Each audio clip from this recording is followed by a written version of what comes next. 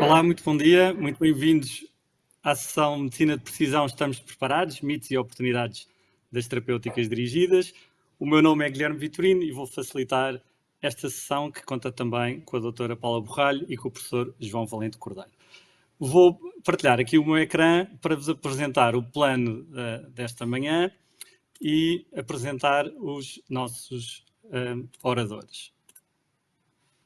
Muito bem, então, em primeiro lugar, queríamos agradecer à APA por mais esta conferência e por participar no futuro da discussão sobre a medicina de precisão e também à Bayer por todo o apoio e incentivo à promoção deste tema. O que decidimos fazer hoje foi organizar uma sessão com dois ilustres peritos, a professora Paula Borralho, que é diretora de Serviço de Anatomia Patológica da CUF Descobertas, professora da Faculdade de Medicina da Universidade de Lisboa e presidente da Sociedade Portuguesa de Anatomia Patológica, e o professor João Valente Cordeiro, que é professor de Direito e Ética da Saúde na Escola Nacional de Saúde Pública e coordena também o curso de Ética na nova Doctoral School da Universidade Nova de Lisboa. O nosso plano para hoje, os objetivos desta sessão são conhecer e avaliar o potencial da medicina de precisão e, ao mesmo tempo, identificar possíveis abordagens e aplicações ao contexto português. Na prática, como estas sessões online são sempre muito desafiantes, o que vamos fazer é duas apresentações muito interessantes, mas curtas. Uma do professor João Valente Cordeiro sobre os desafios e as oportunidades em geral da saúde digital e da medicina de precisão, e depois uma aplicação concreta, um caso de estudo apresentado pela professora Paula Borralho, um caso de estudo sobre a medicina de precisão. Depois, gostaríamos de ter a interação com todos os participantes e o nosso objetivo é tentar, de forma guiada e através do nosso chat, tentarmos ter aqui uma reflexão conjunta sobre os desafios de implementação e sintetizar no final, depois, quais são os possíveis caminhos. Portanto, este é o nosso plano para hoje. Temos uma sessão dinâmica e espero que interessante para todos. Na prática, este vai ser o nosso horário. Vou só fazer aqui uma breve introdução a estes desafios de transformação dos sistemas de saúde. E depois, na prática, vamos seguir aqui um processo de descoberta, enquadramento de oportunidades, o exemplo com uma ideia concreta de aplicação e depois discutir o futuro e a evolução do tema em Portugal. Na prática, e começando aqui com três ideias muito breves sobre a transformação dos sistemas de saúde em geral, eu coordeno o Health and Analytics Lab na nova IMS, da Universidade Nova de Lisboa, e trabalhamos muito estes temas da gestão da mudança, da inovação e da transformação organizacional. Temos um curso agora em parceria com a Escola Nacional de Saúde Pública sobre estes temas da medicina de precisão e da saúde digital, e há aqui três ideias que nos parecem interessantes.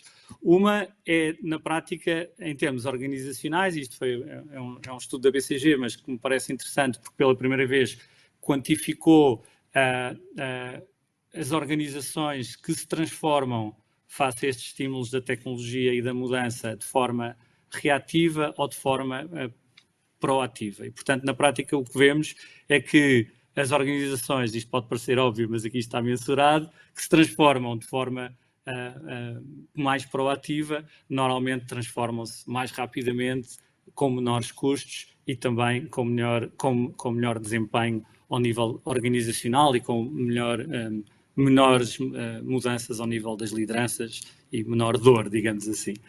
Depois, há aqui uma outra ideia que nos parece interessante, portanto, em que medida é que nós temos que estar de forma reativa a reagir a todos estes estímulos de mudança ou em que medida é que podemos antecipar? Esta era a primeira ideia que queria deixar e que certamente os nossos oradores vão detalhar estes temas.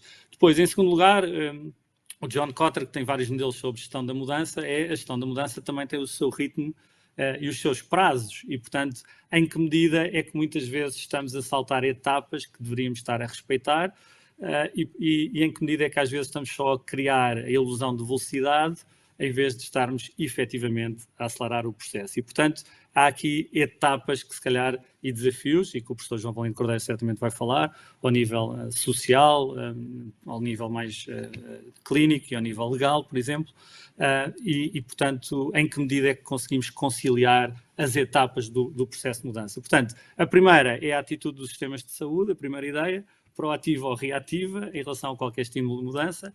O segundo é qual é o ritmo da mudança e as fases que temos que efetivamente respeitar, e aqui isto é de um livro que se chama Switch, de dois professores de Stanford, e o que eles dizem é que normalmente os sistemas são às vezes irracionais, não é? Como aqui a analogia com o elefante, e depois, às vezes, quem está a liderar este processo de planeamento pode efetivamente saber o caminho, é aqui a analogia com aquela pessoa que está ali a dirigir o elefante, e a questão é que se tivermos aqui um prato verde muito apetitoso, e aqui o prato verde muito apetitoso, a analogia é com as nossas urgências do dia-a-dia, rapidamente, apesar de irmos a muitas conferências, de sabermos qual é o futuro, etc., depois a máquina, o sistema, muitas vezes desvia-se para o que é urgente e não para o que é importante. E, portanto, há aqui esta segunda mensagem que parece-me interessante, que é o ritmo da mudança e como é que conseguimos conciliar o lado racional, para onde nós vemos que a medicina está a evoluir, e os cuidados de saúde, e depois o lado irracional da mudança, que é as reações que vamos ter que ter face aos temas urgentes que temos em mãos. E depois, como é que gerimos isto no sistema social? E, portanto, na prática, nós para operar temos que ter regras, procedimentos, e tendemos a gostar de ter sistemas minimamente estáveis para serem geríveis, mas na prática a inovação vai sempre introduzir mudança nesses sistemas que são estáveis, ao nível, se calhar, de processos, ao nível de financiamento, etc. E, portanto, que tipo de mudanças é que têm que existir para conseguirmos ter uma mudança organizacional e, portanto, na prática, todos os agentes, todos os stakeholders têm que perceber porque é que a mudança é importante, têm que saber guiar as suas equipas por estes processos de mudança e depois têm que saber utilizar as ferramentas certas. E, portanto, na prática, a organização tem que estar preparada, tem que ter os skills e depois tem que querer aderir ao processo de mudança. E, portanto, eram estes 3 temas que queria deixar como mote da sessão de hoje, que é em que medida é que conseguimos conciliar os desafios do futuro com os desafios do presente e com as urgências do dia-a-dia, em que medida é que os desafios éticos, sociais e legais podem andar minimamente ao mesmo ritmo e que são preponderantes para a introdução da medicina de precisão, em que medida é que podemos trabalhar de forma mais proativa e menos reativa em relação a todos estes estímulos e conseguimos ter uma organização que está preparada, que tem os skills e que está disponível para abraçar este tipo de mudanças. E, portanto, é com este mote, e se calhar vamos falar sobre mais dimensões, que organizámos o desenho da sessão, muito com esta metodologia que nós utilizamos no nosso lab, que é sempre que há um desafio complexo e difuso, esta metodologia do pensamento de design é muito interessante e, portanto, por isso é que utilizámos esta metodologia para desenhar a sessão de hoje, ou seja, com o professor João Cordeiro, se calhar vamos divergir sobre todos os campos de oportunidade da medicina de precisão, e, portanto, vamos ter esta primeira etapa de descoberta. Depois, com o caso de estudo concreto, vamos, se calhar, ter uma ideia concreta de como aplicar estes conceitos e depois vamos discutir sobre a evolução futura e como é que eles podem ser aplicados ao nível de todo o sistema de saúde. Muito bem, então é este o desafio e vou passar a palavra ao professor João Valente Cordeiro, agradecendo mais uma vez a participação para esta palestra com o tema Potencial e Desafios da Medicina de Precisão.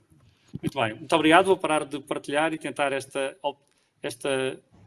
arriscada tarefa de deixar de partilhar o meu ecrã e pedir ao professor João Valente Cordeiro para partilhar o seu. Bom dia, já tenho os slides. Eu queria começar por agradecer à APA e aos parceiros envolvidos nesta iniciativa, o convite e o prazer de participar aqui. Cumprimentar também os meus colegas de painel, com quem vou ter o prazer de partilhar a discussão num tema tão interessante. Deixem-me então tentar partilhar o ecrã. Imagino que estejam a conseguir ver.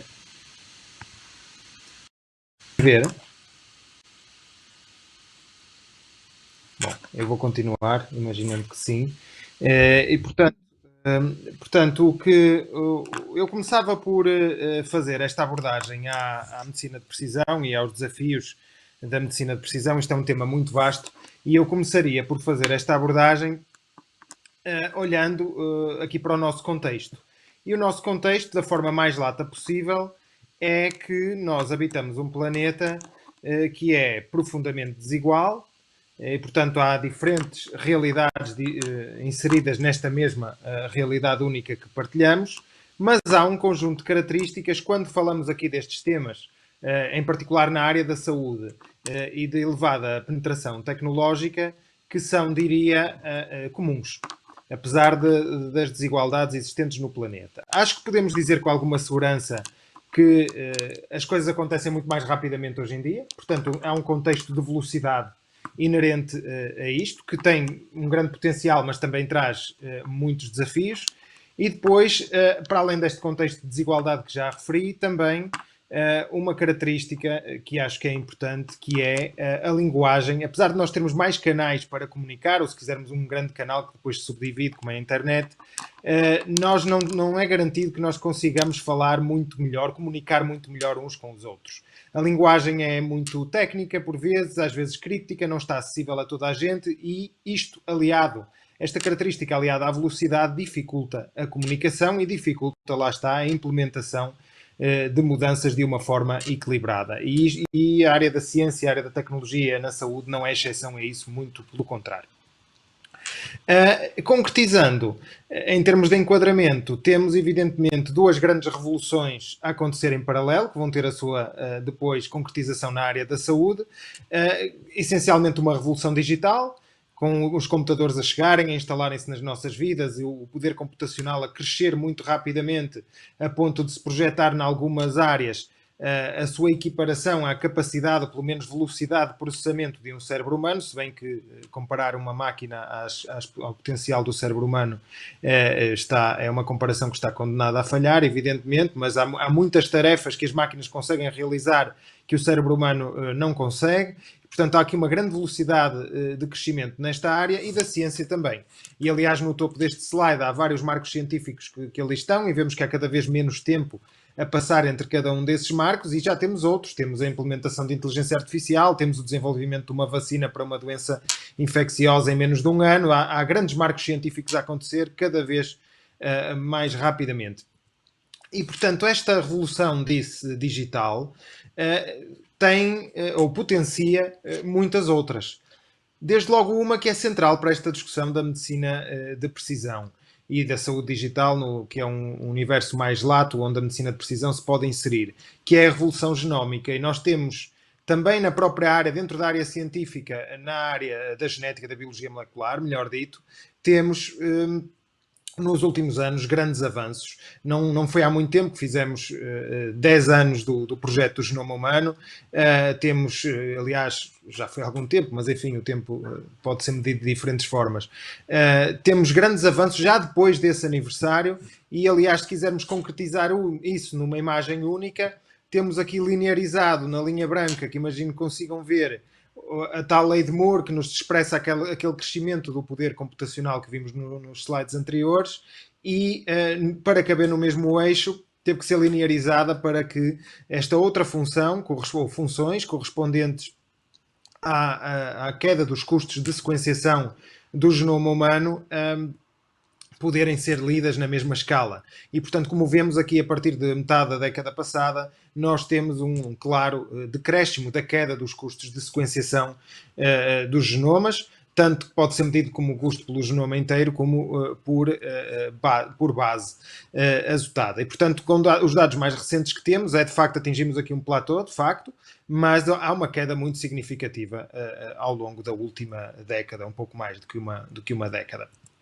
O que leva a que nós tenhamos, com esta queda de custos de sequenciação, cada vez mais indivíduos a serem sequenciados e esta informação poder ser acoplada com uma série de outra informação que pode ser utilizada para fins de saúde. E agora temos, enfim, dentro desta tendência mais contemporânea, se calhar, um desenvolvimento de diferentes ómicas. Uma ómica praticamente para cada conjunto de moléculas do nosso organismo. O genoma, se estivermos a falar do genoma, genómica, estamos a falar do genoma, a parte do genoma que é transcriptómica, a que se traduz em proteína proteómica e por aí adiante. Uma esposómica também, e estes termos, enfim, valem o que valem, mas pretende reportar à realidade os sinais aos quais estamos expostos, que diferem, sinais ambientais, bem entendido, que diferem de pessoa para pessoa e que podem ter um impacto profundo na nossa saúde. Esta informação pode também ser acoplada, evidentemente, com informação proveniente de outras fontes, desde logo os determinantes sociais de saúde, que nós sabemos que são tão ou mais importantes que os determinantes biológicos da saúde. E, portanto, esta informação pode ser utilizada ao longo de toda a vida, ainda antes do nascimento, quando as famílias estão, por exemplo, a realizar planeamento familiar e se discute se deve ou não, ou em que circunstâncias é que é aceitável fazer-se, por exemplo, um diagnóstico genético pré-implantatório no âmbito da procriação medicamente assistida. Podemos discutir testes no âmbito durante a gravidez, por exemplo, aqueles testes pré-natais não invasivos. Podemos discutir depois do nascimento os testes em bebés, em crianças jovens, na área da pediatria. Depois, ao longo de toda a vida, outras dimensões, por exemplo, como a farmacogenómica, para lidar com diferentes condições de saúde e doenças, e inclusive depois da morte, como em alguns locais se discute, a obrigatoriedade de realizar autópsias moleculares por questões de saúde pública. Portanto, é muito abrangente o impacto desta tendência, e se quisermos olhar assim para umas tendências, diria quase de última década, acho que podemos dizer com alguma segurança que tem havido uma certa transição do enfoque na genética para a genómica, portanto, analisar genes únicos para analisar painéis de genes e genomas inteiros. Investigação genómica em indivíduos, portanto, investigação de N igual a 1, a coexistir com investigação em larga escala, grandes consórcios em grande número de dados, e o aparecimento das diferentes ómicas que já referi. O que leva a que nós possamos, se calhar, dizer que começamos a assistir a um esbater da distinção clássica na área da saúde e da medicina em particular entre aquilo que são doenças genéticas e doenças ambientais. Portanto, esta fronteira começa-se a esbater e é muito difícil cada vez mais dizer esta é uma doença ambiental, esta é uma doença genética. Evidentemente que isto é tendencial e há casos onde o pendor de um e outro fator se consegue estabelecer. Sendo esta a tendência, se nós quisermos condensar esta tendência no âmbito da medicina propriamente dita, ou da prestação de cuidados de saúde, melhor dito, numa imagem única, esta imagem, há várias versões da mesma, esta é apenas uma delas, retirada de um artigo que foi publicado na Nature aqui em 2015, que ilustrava isso mesmo. E o menos importante aqui é, de facto, olhar para os números em concreto. O mais importante é identificar-se a tendência. E, como disse, há outros estudos que, apesar de não apresentarem números iguais, apresentam ainda assim uma tendência semelhante. Que pretende ilustrar o quê? Ilustrar que a prestação de cuidados de saúde hoje em dia é imprecisa. Por um conjunto de razões. Está muito centrada no medicamento, evidentemente, como sabemos, mas desenham-se as intervenções de uma forma genérica, apontando ao cidadão médio, ao paciente médio, e não levando em linha de conta estas especificidades que hoje em dia começam a ser cada vez maiores, a possibilidade de as ler começa a ser cada vez maior, e portanto, prescrevendo, por exemplo, aqui é o paradigma do medicamento, prescrevendo medicamentos cuja eficácia é reduzida se nós atendermos à população em geral. Portanto, funcionam bem nos casos, mas não podemos prever que funcionem bem na generalidade dos casos. E, portanto, esta tendência de alguma imprecisão na prestação de cuidados de saúde é um contexto que levou a que nós estejamos a fazer este esforço de medicina de precisão para tornar as intervenções de saúde, e eu não me cingiria apenas aos tratamentos, as intervenções de saúde mais precisas, portanto, estarem à disposição das pessoas na altura certa e das pessoas certas na altura certa. Há vários eixos se quisermos, deste movimento de medicina de precisão. E aquele que foi, se calhar, um dos mais discutidos, tanto numa perspectiva científica como numa perspectiva ética, legal e social, foi a dimensão, que ainda é, a dimensão dos testes genéticos. E desde há muito tempo que se diz que a melhor forma de nós prevermos o nosso futuro em termos de saúde é realizarmos um teste genético. Esta acessão ou esta afirmação é controversa, evidentemente, tem limitações, mas a verdade é que, olhando para esta tendência, nós vemos depois diferentes concretizações desta ideia. Desde logo, a venda e a massificação, se quisermos, de testes genéticos de venda direta ao consumidor. Portanto, sem intermediação de profissionais de saúde. E hoje em dia, nós sabemos que eles existem, estão um pouco por todo o lado. Nós podemos ir a mercados online de testes genéticos e comprar testes genéticos para diferentes fins, inclusive fins de saúde. Depois há ordens jurídicas que lidam com este fenómeno de formas diferentes, o que também cria desafios. Em alguns casos com grande permissividade, noutros casos, como é o caso português, estabelecendo grandes limitações, que depois, sob o ponto de vista prático, também podemos discutir se são realistas ou não. Mas, portanto, temos esta tendência de massificar a venda de testes genéticos, às vezes poderem ser comprados na prateleira do supermercado, exatamente ao lado de, sei lá, cosméticos, apenas para ilustrar. Depois também temos a questão dos testes genéticos propriamente dita, ou até podemos falar genómicos, mas neste caso concreto do slide, testes genéticos, a serem prescritos e realizados num contexto de saúde. Portanto, com a intermediação de profissionais clínicos, profissionais de saúde competentes e habilitados a tomar estas decisões. E vemos que houve casos recentes, por exemplo, não é o caso único, mas é um caso que ficou conhecido, da Angelina Jolie, que partilhou a sua história pessoal e a realização de uma dupla mastectomia profilática em resultado portanto, como consequência do resultado de um teste genético. E como houve também um impacto social desta história, que já foi objeto de publicação científica em diferentes fóruns, um antes e um após a partilha desta história. Isto para dizer o quê? Que nós também temos dentro deste, se quisermos, ecossistema de medicina de precisão, um agente essencial, uma parte interessada essencial, se calhar a mais essencial, que é a sociedade em geral, que são as pessoas, são os utentes, os pacientes. Este movimento, este eixo de testes genéticos está associado, evidentemente, na área do medicamento, à área da farmacogenómica, e também sabemos que nos últimos anos tem havido um grande desenvolvimento nesse aspecto, em particular, e este é apenas um exemplo de como as bulas dos medicamentos já incluem, muitas delas, informação genética. Há listas extensas de medicamentos que incluem informação genética e biomarcadores. A lista de biomarcadores vai-se desenvolvendo à medida do tempo e, portanto, é um auxílio muito importante, por exemplo, para um clínico que esteja a prescrever medicamentos ou a pensar prescrever um medicamento, ter um alerta no seu sistema e saber que este teste genético, esta mutação pode estar associada a um efeito do próprio medicamento, seja por razões de farmacocinética, farmacodinâmica, etc. Em paralelo com esta área do genoma, temos outras ómicas, como vimos. E uma delas da qual temos que falar, enfim, aflorar aqui, não vou evidentemente explorar por razões de tempo, é a área do microbioma, que é um paralelo, se quisermos, na área dos micróbios, vamos lhe chamar assim, na área da microbiologia, que vivem connosco e que têm uma influência grande, cada vez, e à medida que se estuda mais, se percebe cada vez melhor uma influência na nossa própria saúde. E, portanto, também existem testes neste aspecto, também, e aqui uma área que se calhar está um pouco atrás, mas que começa também a arrancar em grande força, e não poderia deixar de referir isto, até pelo contexto da pandemia que estamos a viver.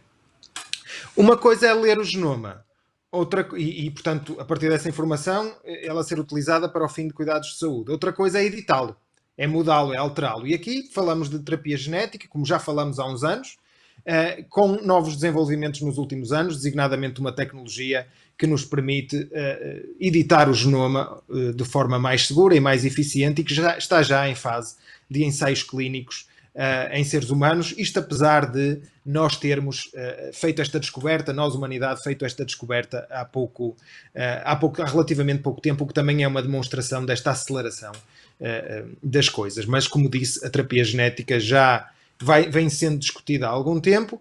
Há casos de sucesso, também há evidentemente casos de insucesso, mas há uma grande aceleração depois de uma moratória por razões éticas e legais que existiu durante uns anos, nós temos hoje em dia vários ensaios clínicos e vários casos de sucesso na área da terapia genética.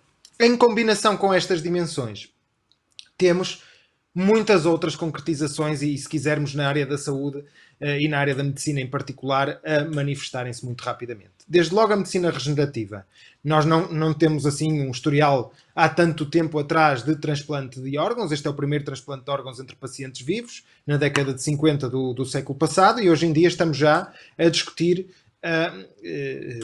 produzir órgãos em laboratório, se bem que já há testes para tecidos relativamente funcionais, que permitem, por exemplo, testar a eficácia de fármacos, e se estamos hoje em dia a discutir a impressão a 3D de praticamente tudo, também, porque não na área da saúde, começar a discutir, e já há muito tempo que esta discussão existe, a começar a estudar a possibilidade de imprimir órgãos humanos. Esta possibilidade está desfasada no tempo, evidentemente que não é uma realidade do presente, mas a discussão é perfeitamente do presente. E temos manifestações que essas sim são do presente. Por exemplo, estes protocolos que podemos descarregar para imprimir nas nossas impressoras 3D em casa dispositivos prostéticos, por exemplo, na área da pediatria, como vemos aqui. E, portanto, isto também é uma área personalizada, não molecular, mas que tem que ser enquadrada neste âmbito mais lato da saúde digital e da saúde de precisão.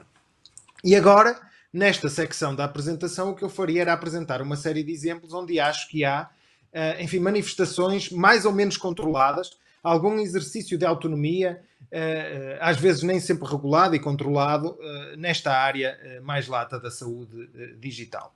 O caso de inserção de chips em medicamentos, e portanto as pessoas tomarem aquele medicamento e isto comunicar com uma app e os profissionais de saúde conseguirem medir a adesão terapêutica, aprovado pelo regulador americano, por exemplo, no âmbito de um antipsicótico.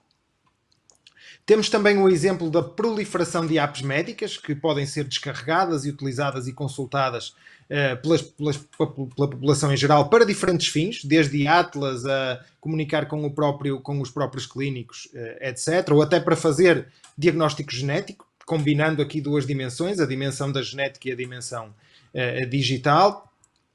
Os nossos smartphones poderem acoplar-se a outros dispositivos e transformarem-se em dispositivos médicos para medir uma plétora de efeitos ou de parâmetros de saúde diferentes e permitir às pessoas, elas próprias, começarem a exercer alguns atos, começarem a praticar alguns atos que há uns anos atrás não lhes eram acessíveis. Por exemplo, a auscultação, por exemplo, eletrocardiogramas, medir a qualidade do ar no âmbito das doenças respiratórias, dispositivos que medem movimentos involuntários e portanto, que não são detectáveis ou perceptíveis ao olho humano e que permitem, de certa forma, antecipar, por exemplo, doenças como o Parkinson, etc.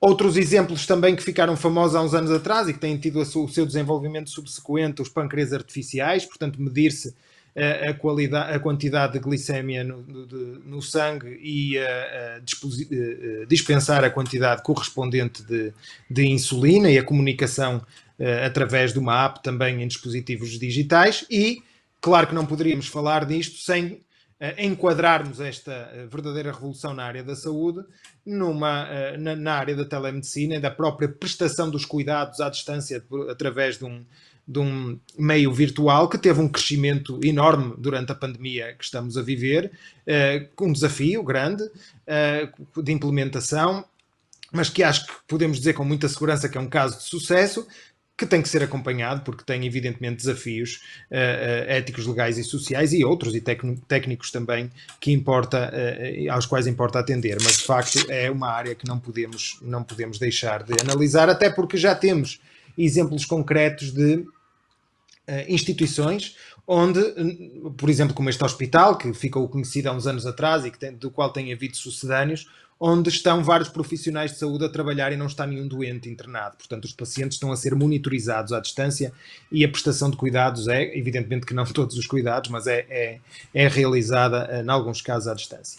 E, por fim, se quisermos falar de um grande avanço mais recente, que não pode ser dissociado desta área da genómica e desta área digital, porque é instrumental, se quisermos, é a área da inteligência artificial, evidentemente. E nós já temos muitos exemplos de algoritmos a compararem com profissionais humanos em diferentes áreas da saúde, com maior ou menor sucesso, por exemplo, na área da dermatologia, na área da oftalmologia, na área da cardiologia e da previsão de sucesso de transplantes, por exemplo, cardíacos, na área das doenças respiratórias, da pneumologia em particular e, claro, porque estamos a viver a pandemia que estamos a viver, também na área do diagnóstico Covid e como a inteligência artificial, em alguns contextos particulares, foi e está a ser um auxílio para lidar com o problema de saúde pública que estamos a enfrentar. E se quisermos, já existem, enfim, revisões que nos permitem fazer um sumário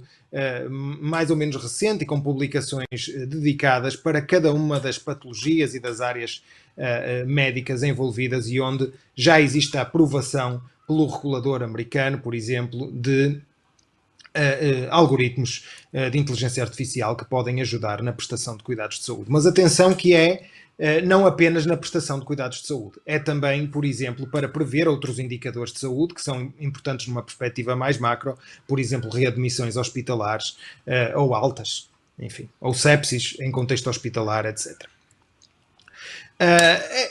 Este auxílio destes algoritmos também pode ajudar a resolver um problema que é um problema clássico e tem sido sempre apontado como um dos grandes desafios de implementação, de inovação na área da saúde, que é a gestão dos processos clínicos eletrónicos. E, portanto, também é aqui nesta via de se tentar harmonizar procedimentos e fazer a comunicação entre os dados, entre as diferentes plataformas, num ambiente de proteção desses mesmos dados, em simultâneo. Portanto, se calhar a tecnologia pode nos auxiliar nesse aspecto. Portanto, como vimos, para a área da sequenciação genómica também podemos, e da genómica em geral, também podemos falar desta área da inteligência artificial e da saúde digital, se quisermos, a ser importante ao longo de toda a vida e a poder ter um impacto transversal na saúde. Claro que tanto uma como a outra têm que ser medidas com alguma cautela, porque assim como temos um grande potencial, também temos enormes desafios. E se calhar um dos grandes desafios que temos é podermos cair no excesso de ficarmos excessivamente enamorados com isto a ponto de perdermos o poder racional e crítico de examinar os desafios e alguns riscos que existem inerentes a estas revoluções. Eu, nesta fase final, e vou terminar em breve, gostaria apenas de dizer que acho que já podemos identificar que estes desafios não dizem respeito apenas ao circuito clássico que falamos durante muito tempo entre a bancada dos laboratórios e da investigação e a implementação dos cuidados de saúde. O ecossistema hoje em dia é muito maior e envolve outros agentes, envolve também a saúde pública e envolve biobancos, envolve laboratórios, envolve, enfim, empresas, muitos agentes diferentes, e acho que reclama que nós tenhamos esta capacidade de gerar, sintetizar e transmitir conhecimento entre os diferentes agentes. E, portanto, quando a tecnologia é muito elevada, quando os termos são muito técnicos, é muito difícil nós deixarmos as pessoas para trás. Deixam de entender, deixam de se envolver. E para garantirmos este envolvimento, é importante nós conseguirmos que estes agentes do ecossistema da medicina de precisão e saúde digital consigam comunicar uns com os outros. Em termos de tendências, aquilo que se projetava, isto foi um estudo feito na Economist há uns anos atrás, não muitos, projetava nos próximos 5 anos ter a implementação em diferentes partes do mundo destas tecnologias que falamos aqui, e aqui é projetando a 25 anos, e bem sabemos que o ser humano, quando começa a projetar muito para a frente, corre um risco muito grande de falhar.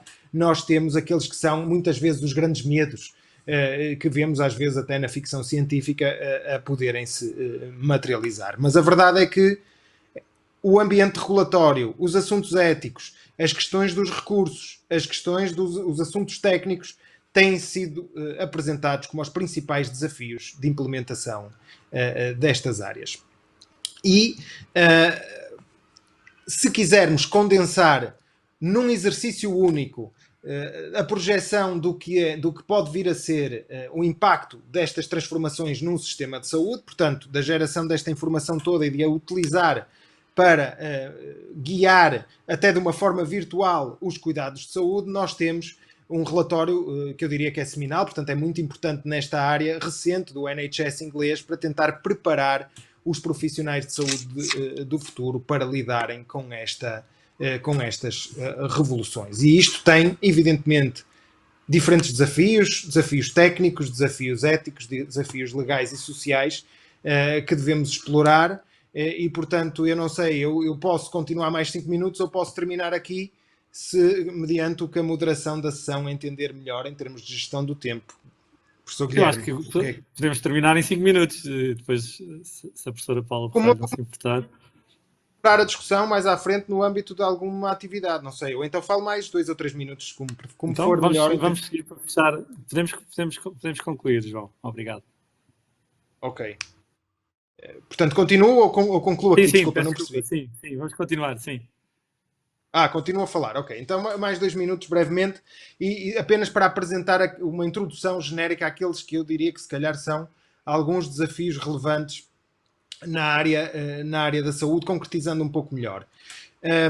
Desafios éticos, legais e sociais, melhor dito, também técnicos, todos eles encerram uma dimensão técnica. Desafios ao consentimento informado e ao exercício da autonomia, portanto as pessoas, a população em geral pode não ter o nível de literacia necessário, é preciso que, e do outro lado, quem vai interagir com as pessoas tem também que ter o nível de formação necessário para transmitir o conhecimento e garantir que as pessoas estão envolvidas e participam e tomam decisões livres e esclarecidas. E já vemos que aqui o exercício de autonomia, muitas vezes, quando desregulado, pode ter riscos. Falamos, por exemplo, dos testes genéticos de venda direta ao consumidor. Também podemos falar de edição genómica diretamente ao consumidor, como existem biohackers e fenómenos semelhantes, que são um risco. Esta digitalização excessiva pode levar a que nós percamos alguma da humanidade inerente à prestação de cuidados de saúde e nós temos a utilização cada vez maior de versões digitais nossas para, se calhar, obviar alguns obstáculos da utilização de dados de saúde reais, sintetizar dados de saúde semelhantes e poder-se utilizar, se quisermos, versões virtuais dos pacientes que podem ser estudadas, portanto isto também engloba riscos.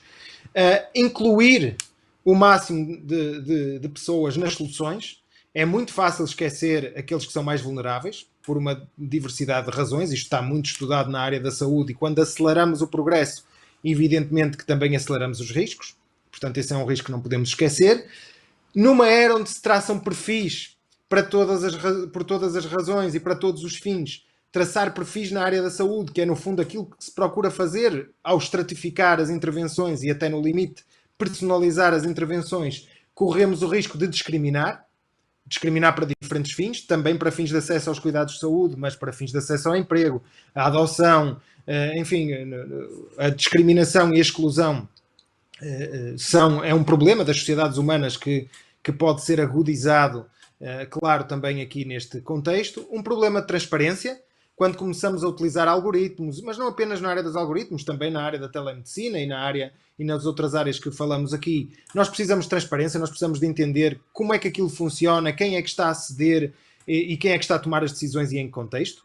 Portanto, a opacidade é, se quisermos, inimiga da inclusão que discutimos anteriormente. E há casos paradigmáticos na área da saúde, o caso da Theranos é um dos principais, onde se conseguiu montar uma verdadeira fraude e enganar os consumidores durante muito tempo. Portanto, esta velocidade a que as coisas viajam na área da saúde tem este risco, o risco de não termos tempo para aferir verdadeiramente, de uma forma transparente, a fidedignidade de algumas soluções científicas. Isto está associado, claro, aos valores da confiança e da credibilidade, que são muito importantes para todos aqueles que operam na área da saúde, e há exemplos recentes de como, até de projetos à escala nacional que, enfim, não correram muito bem e tiveram alguns custos ao nível da confiança e da credibilidade. O clássico da proteção de dados, e não vou entrar aqui numa discussão jurídica, mas sabemos que a área da segurança dos dados e da proteção dos dados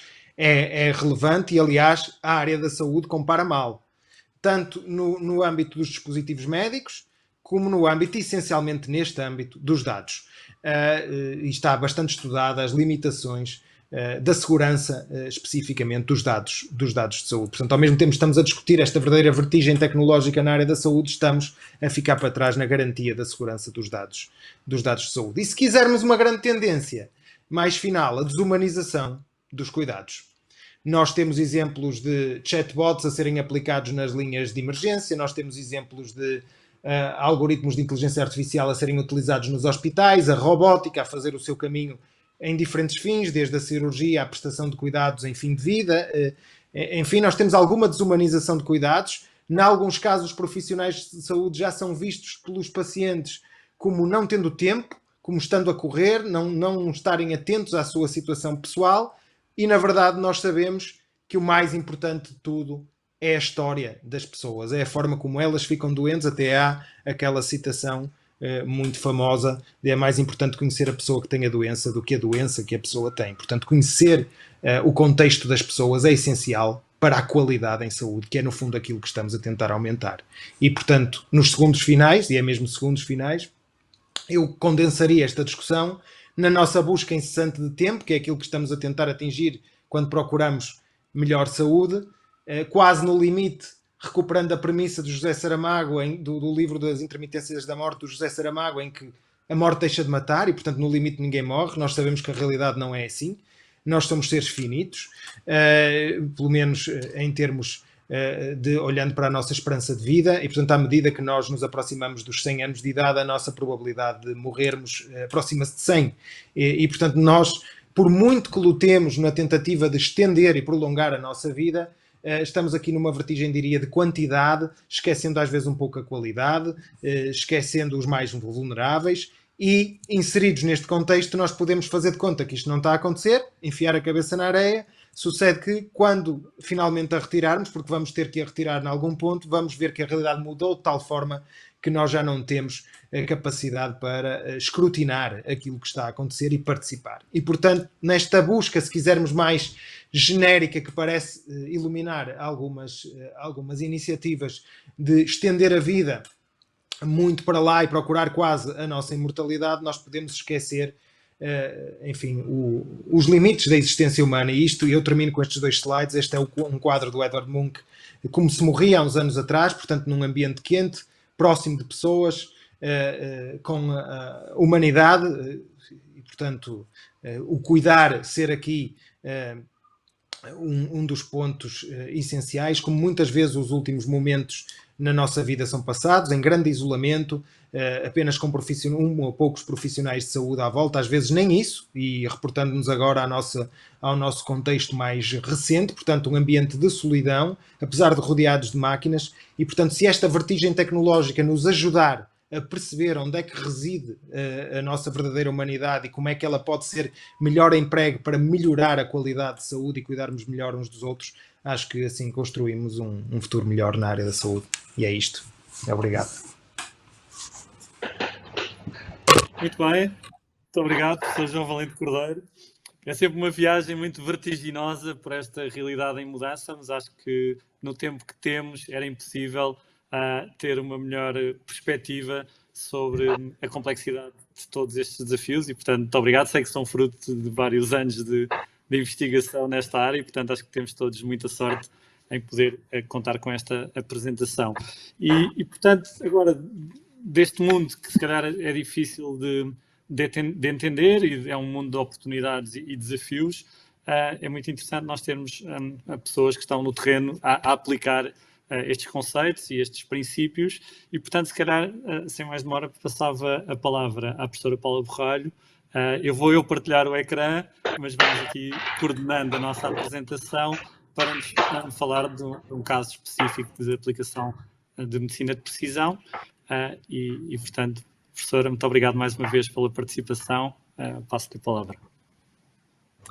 Muito obrigada. É um gosto estar aqui hoje e poder falar-vos um bocadinho da nossa experiência na prática, daquilo que nós estamos a tentar fazer para melhorar as nossas formas de trabalhar e de tratar os nossos doentes.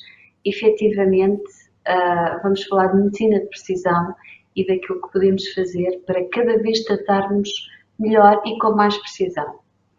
E no próximo slide, vou perder um minuto só para vos explicar na realidade a que é que isto corresponde. Corresponde a tratarmos só aqueles doentes que nós sabemos que vão responder a essa terapêutica. Portanto, o que fazíamos habitualmente com as terapêuticas convencionais era tratar os doentes todos da mesma forma. E claro que tratando os doentes todos da mesma forma, sabemos que há alguns que respondem muito bem, que há outros que respondem assim, tendo à mesma os efeitos nocivos das terapêuticas, e sabemos que há doentes que não respondem de todo. E para esses o que estivemos foi a fazer uma terapêutica que normalmente é cara e que não foi minimamente eficaz e que só se traduziu em efeitos secundários adversos. Portanto, estamos a fazer mal ao doente em vez de estarmos a fazer bem, e estamos a fazer mal à sociedade, porque estas terapêuticas, como sabem, em oncologia, são terapêuticas muito caras. O que queremos hoje é selecionar os doentes que tratamos e selecionar aqueles que nós sabemos que vão responder, limitando os efeitos secundários, portanto, não vamos causar efeitos secundários a quem não beneficia da terapêutica. Não vamos gastar dinheiro com doentes que não vão beneficiar da terapêutica. E estamos a falar num fórum de administradores hospitalares, compreendem-me com certeza muito bem. E então, eu gostava de vos mostrar no próximo slide, se faz favor, quais são os tumores em que nós podemos selecionar, quais são os casos em que nós podemos selecionar aqueles que sabemos que vão responder. Efetivamente, isto já começou há alguns anos, não é novidade. Eu já cresci como médica com alguns casos pontuais de sucesso de terapêutica de precisão, mas hoje em dia houve realmente uma mudança de paradigma, porque nós estamos não só a conseguir prever quais são os doentes que vão responder às terapêuticas, como, em alguns casos, como este de que vamos falar hoje, a terapêutica é agnóstica, ou seja, é um tratamento que vai ter resposta independente do tipo de tumor e aquilo que nos vai ajudar a perceber se o tumor responde ou se não responde são as suas características moleculares.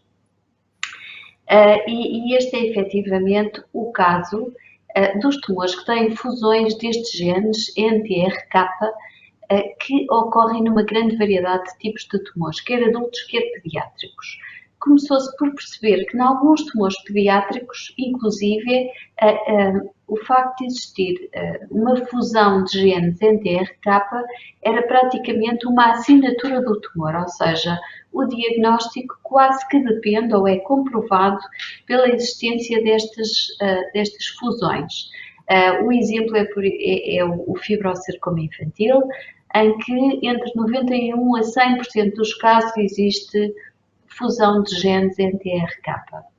Ou o nefroma congénito, em que 83% dos casos têm esta fusão, mas também alguns tumores cerebrais, por exemplo. Em contrapartida, começou-se também a perceber ao mesmo tempo que em alguns tumores de adultos existia a mesma fusão de genes NTRK. Nos tumores adultos, a prevalência destas fusões é muitíssimo menor, mas acontecem, por exemplo, em tumores que são muito prevalentes, por exemplo, cancros do cólon, cancros do pâncreas, cancros do pulmão, que são tumores muitíssimo frequentes. Uma pequena percentagem destes tumores tem efetivamente fusões destes genes NTRK. Alguns cancros raros em adultos, como o cancro da mama secretória, que vem ali em cima também, com 92% de fusão dos genes NTRK. Ora, no próximo slide, se faz favor, isto fez com que nós começássemos a considerar importante a identificação destas fusões. Porquê? Porque hoje existem medicamentos que atuam especificamente nestes tumores e com elevadíssima taxa de resposta. Ou seja, se nós identificarmos as fusões, vamos identificar os tumores que vão responder à terapêutica específica. Estas fusões podem ocorrer de uma forma geral em cerca de 1% de todos os tumores sólidos.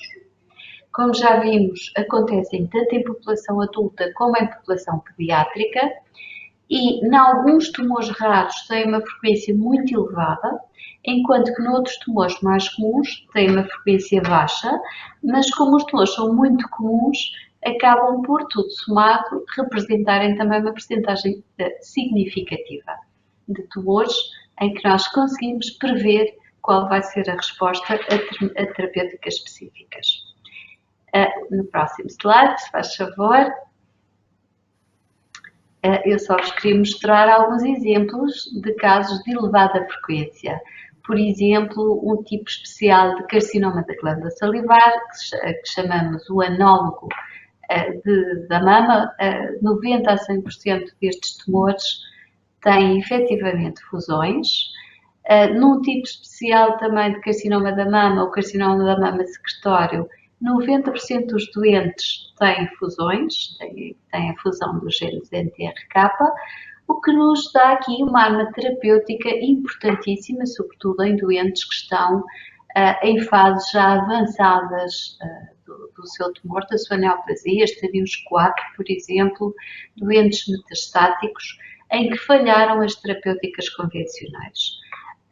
Também no fibrosarcoma infantil, como vos disse, quase 100% destes tumores têm fusões dos genes NTRK e esta frequência é tão elevada que inclusivamente serve como assinatura de diagnóstico do tumor, apesar da morfologia ser ainda também muitíssimo importante para identificar estas neoplasias. Próximo slide. Há outros casos, como vos disse, que têm baixa frequência de mutações ou de fusões, mas são tumores muito frequentes. Por exemplo, o carcinoma papilar da tireoide, que é muitíssimo frequente e que, em alguns doentes em que já se esgotaram as armas terapêuticas, pode ser aqui a forma de tratar o doente de forma eficaz. O mesmo acontece com o pulmão, com o carcinoma do cólon, com gliomas, com colangiocarcinomas, em que, quando se esgotam as terapêuticas clássicas, ter aqui uma arma que sabemos que resulta realmente é importantíssimo para estes doentes. No próximo slide, podemos então ver que é muito importante identificar os candidatos e aqui os anatomopatologistas têm um papel fundamental, devem estar alertados para o facto de alguns tumores serem realmente candidatos a serem tratados desta forma, quer tumores em que a prevalência é alta, quer tumores em que a prevalência é baixa, mas que, por se terem escutado outras opções, são também excelentes candidatos. Portanto, hoje devemos ter estes conhecimentos e saber que a testagem de fusões de NTRK devem passar a integrar o processo de diagnóstico standard. Isto é importante para os anatomopatologistas, também é importante para os oncologistas, que têm que depois tratar estes doentes. Próximo slide, por favor. Como é que vamos detectar estas fusões? Estas fusões podem ser detectadas no tecido tumoral, podem e devem, é uma das formas. Começamos por testar o tecido tumoral e uma das formas possíveis é fazer uma técnica que hoje em dia está disponível em qualquer serviço de anatomia patológica, que é a imunohistoquímica. A imunohistoquímica é uma reação antigênio-anticorpo que fazemos no tecido e que nos revela a presença ou a ausência de proteínas determinadas. Neste caso, vamos à procura das proteínas de fusão, que são codificadas por estes genes em que aconteceu a fusão. A imunohistoquímica é uma técnica muito rápida, faz-se de um dia para o outro ou no próprio dia. É uma técnica barata e que pode ser usada como método de screening. Portanto, se o Serviço de Anatomia Patológica dispuser do anticorpo específico para a proteína do gene de fusão, pode na hora fazer o teste e perceber se há ou não a proteína de fusão e se o doente é ou não candidato à terapêutica. O problema da técnica de imunohistoquímica é que é muito sensível, mas pouco específica. Portanto, em alguns casos, podemos ter a expressão da proteína endógena, ou seja, sem que haja fusão dos genes NTRK, como é o caso do exemplo que temos aqui, um tumor do estroma gastrointestinal tem expressão de proteínas TRK wild type. Portanto, quando identificamos no tecido tumoral a expressão destas proteínas, é necessário fazer confirmação por outra técnica. E a técnica que vamos usar habitualmente, e que podemos ver no próximo slide, é uma técnica de NGS. O NGS, que quer dizer Next Generation Sequencing, provavelmente já todos ouviram falar desta técnica, consegue testar múltiplos genes, todos ao mesmo tempo, é muito fiável, tem alta sensibilidade e tem especificidade e detecta, inclusive, fusões novas, ou seja, fusões para além daquelas que nós já conhecemos, porque quando falamos numa fusão, estamos a falar de um emparelhamento do gene NTRK com outro gene. Muitas delas são conhecidas, mas podemos sempre ter novas fusões que são detectadas pelo NGS. A forma mesmo melhor de fazer é o NGS RNA, que tem a capacidade de distinguir entre fusões in-frame transcritas e fusões out-of-frame e evita as dificuldades inerentes à sequenciação de regiões intrónicas que existem nestes genes, que são genes muito compridos. Portanto, este é o nosso método preferencial. Qual é o problema deste método? É um método caro e demorado. Portanto, o ideal é termos um método barato e rápido e fácil de utilizar, que depois deve ser confirmado por um outro método, que é muito mais específico, mas é caro e é demorado e não está ao alcance de toda a gente. Por isso, arquitetámos aqui este projeto, podemos ver no próximo slide, por favor, que chamamos Projeto On Track e que resultou de uma parceria da Sociedade Portuguesa de Anatomia Patológica com a Bayer.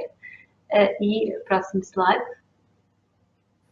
O que nós temos como racional do projeto é efetivamente, sabemos que na situação atual nem todos os hospitais portugueses têm experiência na elaboração de testes para a fusão entre TRAC em doentes com tumores que têm esta translocação. Não conhecemos qual é a prevalência nacional destes tumores, portanto estas são as nossas dificuldades. E o nosso objetivo foi capacitar os serviços de anatomia patológica e de oncologia para implementar soluções para a pesquisa destes tumores que têm estas fusões e que são alvos terapêuticos de medicina de precisão. E assim, foi também nosso objetivo oferecer um Starter Kit, que é enviado pela Sociedade Portuguesa de Anatomia Patológica, com o patrocínio da Bayer, aos hospitais que quiseram participar neste projeto.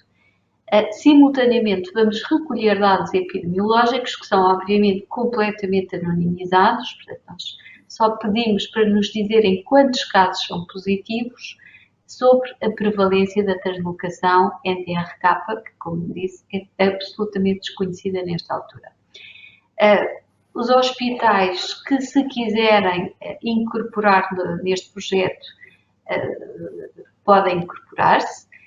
Vamos selecionar os hospitais com maior casuística, aliás, já estamos nesta altura, estes hospitais já estão selecionados, são aqueles que têm maior casuística e que servem como centro de referência para os hospitais de menor casuística e que eventualmente não terão casuística suficiente para receber o kit e fazer o teste, mas podem sempre enviar àqueles que o têm. Próximo slide.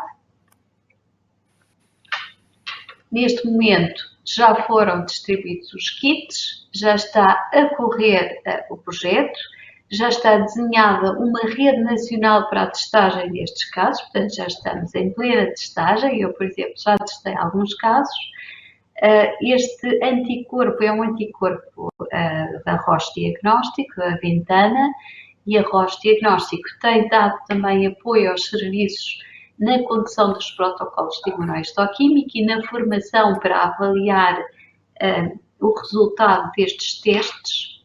Próximo slide, por favor. O próximo, exatamente. E foi instalado no site da Sociedade Portuguesa de Anatomia Patológica uma plataforma digital para recolha de informação que, como diz, é completamente anónimo. A única coisa que pedimos é o tipo de tumor, se temos ou não mutação, a idade do doente e tudo o resto é confidencial. Portanto, vamos ficar com uma noção de quantos tumores é que são positivos no nosso país. Próximo slide. E, portanto, era disto que eu vos queria falar, de um projeto que tem como objetivo desenvolver as nossas capacidades para identificar casos que são respondedores para algumas terapêuticas.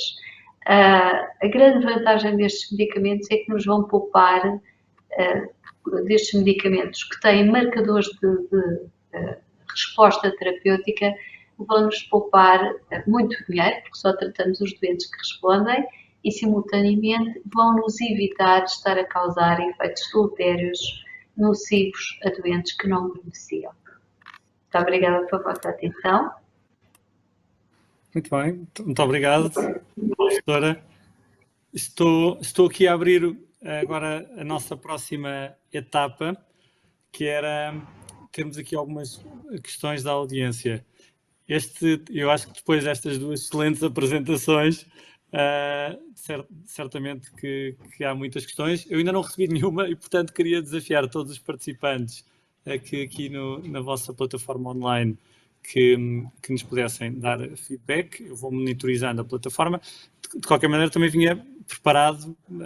Nós nunca sabemos quem está do lado de lá, em quantas funções está ao mesmo tempo enquanto nos está a ouvir.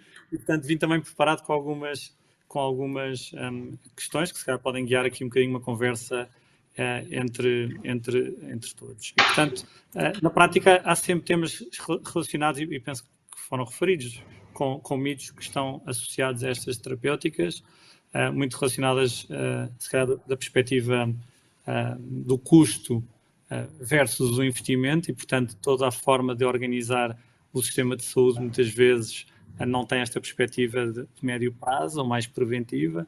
Depois esta questão do testar ou não testar, e a parte do custo de efetividade, não é? Como é que decidimos tratar, se decidimos tratar com estas terapêuticas mais dirigidas ou com as terapêuticas ditas tradicionais.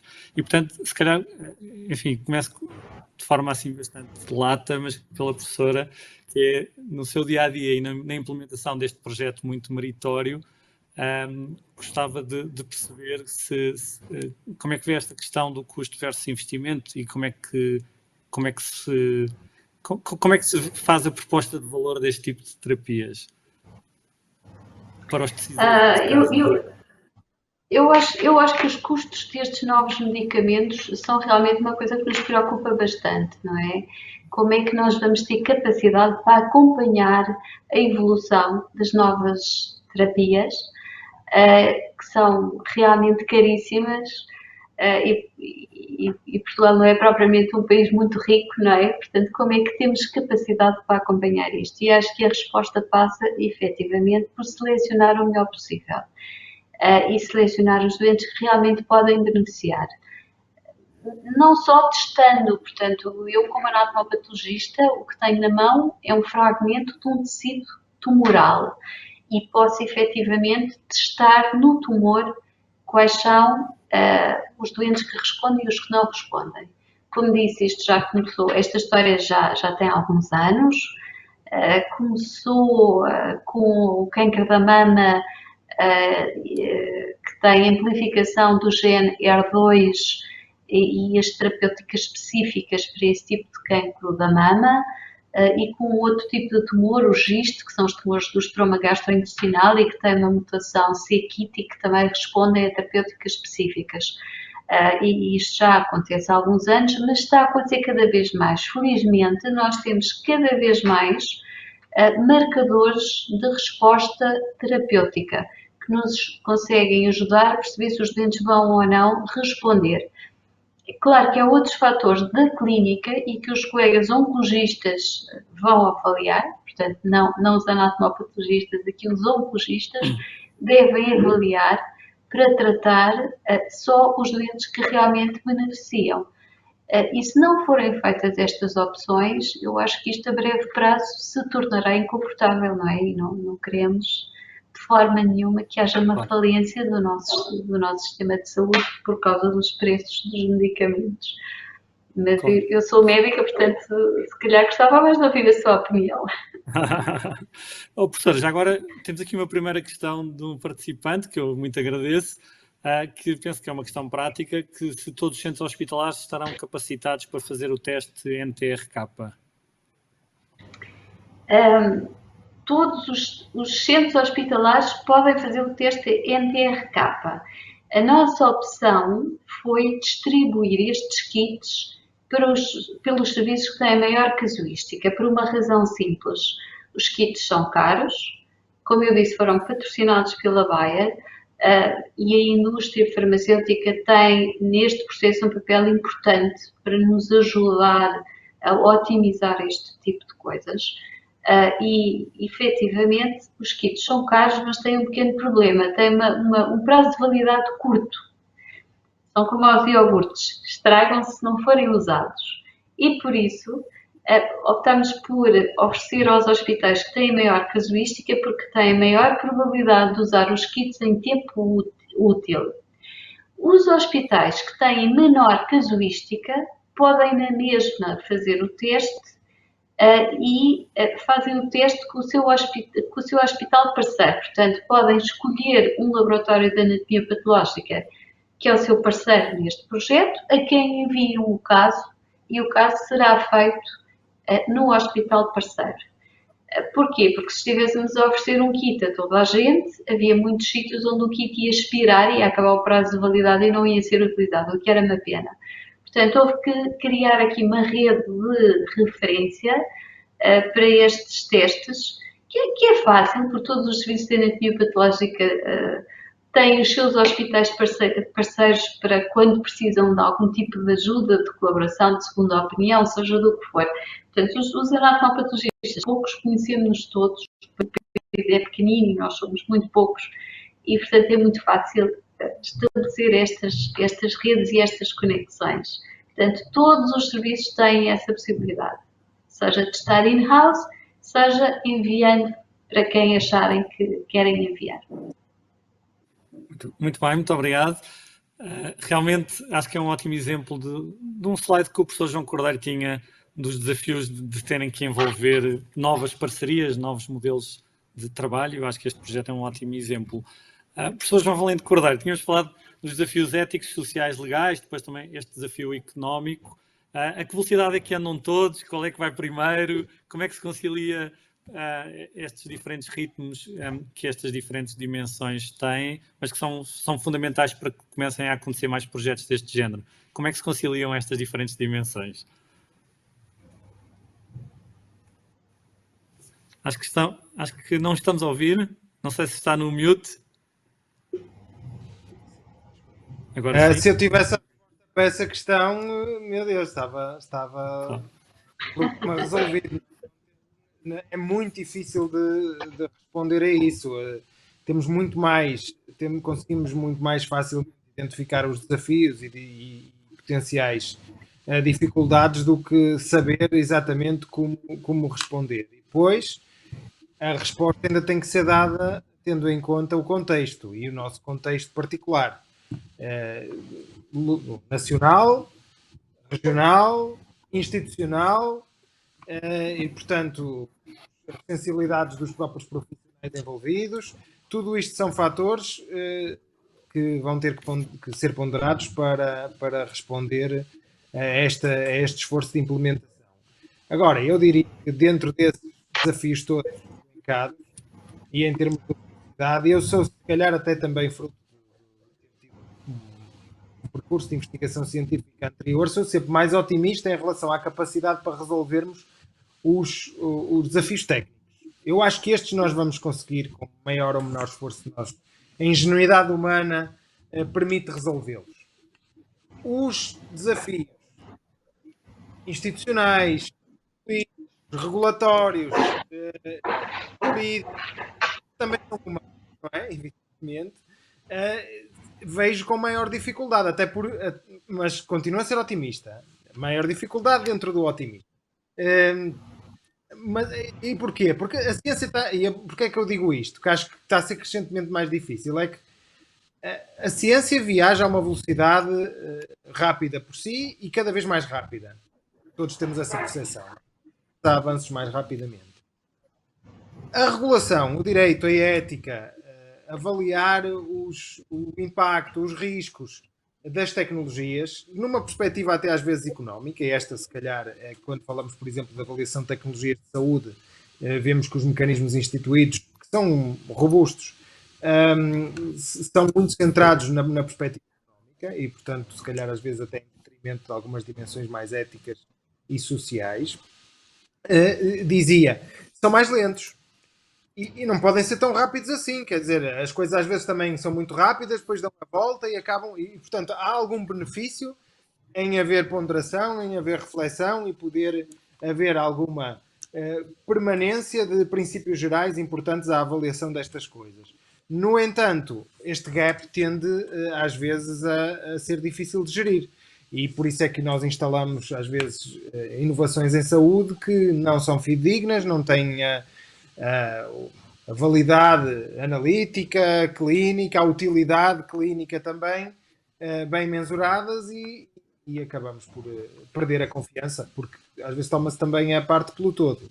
Basta haver um projeto major que não corra bem e rapidamente a sociedade, os principais agentes podem perder confiança no sistema. Portanto, eu sei que esta resposta foi genérica, um bocado vaga, mas a verdade é que os desafios são tão vastos e complexos que é muito difícil dizer quais é que serão respondidos primeiro. Se for forçado a responder, eu diria que os técnicos e científicos serão respondidos primeiro, eu acho. Mas é uma perspectiva completamente pessoal. Não resulta muito mais bem, do muito obrigado. pessoal. A pergunta também era muito especulativa e, portanto, acho que é uma ótima resposta. E essa ponte, se calhar fazia a ponte para a professora Paula Borralho, o tema da confiança e da sensibilidade dos profissionais. Como é que vê os seus colegas a encararem todos estes desafios? Porque nós muitas vezes temos profissionais de saúde nos nossos programas de pós-graduação e mestrado e falamos destes temas e às vezes o dia-a-dia está tão distante desta vertigem do que está a acontecer e, portanto, é otimista ou pessimista, ali como o professor João Valente Cordeiro, em relação à confiança e à sensibilidade? Eu acho que sou otimista. Eu acho que sou otimista, se bem que nós sabemos que há sempre os vários tipos de pessoas, não é? As pessoas que se recusam a acompanhar, há as pessoas que levantam barreiras e depois há muita gente que felizmente se entusiasma com o progresso, com a inovação e que faz um esforço para acompanhar e que consegue realmente acompanhar. Eu acho que, de uma forma geral, tenho encontrado gente com vontade de aprender, de fazer melhor, de fazer coisas novas. E nem sempre são os mais jovens, às vezes são, mas nem sempre são. Portanto, eu sou otimista, mas eu sou otimista por natureza, posso estar perfeitamente enganada, não é? Espero que não. Eu, por exemplo, já passei por uma série de revoluções, não é? Aquela ferramenta que eu falei, imunohistoquímica, estava a começar quando eu entrei para a minha especialidade e foi um desafio para toda a gente. E depois veio o desafio do diagnóstico molecular e mais uma vez foi um grande desafio que nós ainda estamos a tentar acompanhar e acredito que estamos a conseguir. E o próximo desafio foi, como se disse há bocadinho, como o professor João Cordeiro disse, o próximo desafio é a patologia digital, a inteligência artificial ao serviço da anatomia patológica. É um grande desafio, mas que eu espero acompanhar e espero que todos os meus colegas anatomopatologistas consigam acompanhar, não vendo esta inovação como uma ameaça, porque realmente não me parece que isso traga o desemprego para os anatomopatologistas, mas vendo a inovação como um apoio, uma ajuda, uma ferramenta que nos pode auxiliar e que pode facilitar a nossa vida e melhorar a nossa qualidade, porque o nosso trabalho é muito subjetivo e se houver alguma coisa que lhe dê alguma objetividade, também é uma grande vantagem. Portanto, eu estou, de uma forma geral, otimista. Muito bem, muito obrigado. Fiz esta primeira ronda para ver se a nossa audiência se entusiasmava e se teríamos mais questões. Não tendo, eu tenho aqui preparado um conjunto de desafios que fizemos aqui uma revisão de literatura e encontramos um artigo interessante, eu e o professor João Valente Cordeiro, sobre a integração da medicina de precisão. Entretanto, acabou de chegar uma questão, acho que eu vou colocar. E, portanto, vou ainda dar espaço aqui para algumas questões da audiência e depois, no final, temos aqui sintetizado 5 desafios e, portanto, eu depois iria projetar cada desafio e pedir aqui a este painel para irmos comentando de forma aberta. Muito bem, então, temos aqui uma questão que é se o diagnóstico genético é uma mais-valia, o que poderá fazer para implementar de forma mais rápida e a nível... o que é que se poderá fazer a nível nacional para implementar estes tipos de diagnósticos de forma mais rápida? Professora, se calhar é para si também. Como é que aceleramos este processo? É para mim? Eu acho que sim, não sei se é... Eu acho que sim, eu posso tentar responder. O que é que nós podemos fazer a nível nacional? Eu acho que é importante que as instituições de saúde percebam que o diagnóstico genético pode ajudar a poupar muito dinheiro. Não é uma ferramenta fútil que serve para gastar dinheiro, muito pelo contrário. E além do mais, o diagnóstico genético mudou completamente a história natural de algumas doenças. Por exemplo, o câncer do pulmão hoje trata-se de uma forma completamente diferente e não tem comparação possível a sobrevida de um doente de câncer do pulmão com o que tinha há uns anos atrás. Portanto, é mesmo uma ferramenta importante, é importante que os nossos decisores de saúde, em saúde, percebam isso e, inclusive, que as nossas... como é que eu ia dizer? O financiamento em saúde perceba isso e as seguradoras percebam isso. Porque se um doente estiver numa instituição privada, por exemplo, e tiver um seguro de saúde, são poucos aqueles que comparticipam quando o doente tem que fazer o estudo genético para orientar a sua terapêutica. Quando, na realidade, esse estudo genético pode poupar muitos milhares de euros a quem depois tem que pagar as terapêuticas. Portanto, este é um aspecto que eu acho que é importante. Felizmente, a tecnologia tem vindo a evoluir de uma forma absolutamente rapidíssima, como aliás já foi aqui dito hoje. E, portanto, estes testes estão a ficar cada vez mais rápidos e cada vez mais ao alcance das pessoas. E mesmo no nosso país, há algumas instituições que trabalham muito bem, que trabalham rápido e que conseguem, inclusive, porque se apoiam em instituições de ensino e de investigação, como é, por exemplo, o caso do IPATIMUP, que penso que toda a gente conhece, conseguem, inclusive, fazer estes testes a preço de custo, vá lá, portanto, de forma a que eles se tornem o mais acessíveis possível. Apesar de tudo, não são a custo zero, não é? Mesmo quem consegue fazê-los relativamente baratos, entre aspas, não são a custo zero e, portanto, como eu disse, os nossos decisores em saúde, quem tem que pensar no dinheiro que se gasta com estas coisas, tem que ter em consideração que o diagnóstico genético é, na realidade, um investimento. Um investimento porque se fizer um diagnóstico genético, em algumas áreas consegue-se poupar muito. Portanto, acho que também as nossas instituições de saúde têm que fazer um esforço conjunto para que ele se torne acessível a toda a gente. Muito bem, muito obrigado. Professor João Valente Cordeiro, foi falado na apresentação o tema do relatório TOPOL para o NHS. desses exemplos internacionais, países que tenham conseguido acelerar este processo, o que é que estão a fazer, o que é que estarão a fazer bem?